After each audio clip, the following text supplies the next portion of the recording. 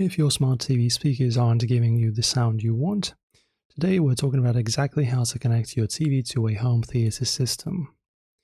We'll cover HDMI, ARC, optical audio, and auxiliary setups so you can get full surround sound. So firstly, you need to look at the back of both devices. Common ports you'll see HDMI ARC or eARC, optical, RCA, and AUX/headphone output. After that, the recommended method is HDMI ARC.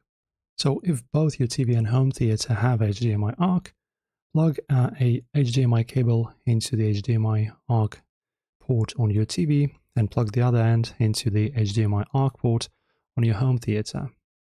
Then on the TV, you go to Settings, Sound, Audio Output, HDMI ARC, and then Enable CEC, and you should now have sound from your home theater.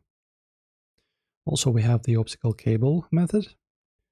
So if your home theater doesn't support ARC, connect an optical audio cable from TV and then home theater optical in. On your TV, choose Audio Output, Optical/Digital Audio Out.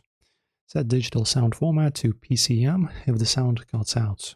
And all the home theaters use analog inputs, so for RCA, connect RCA red/white from your TV and then home theater.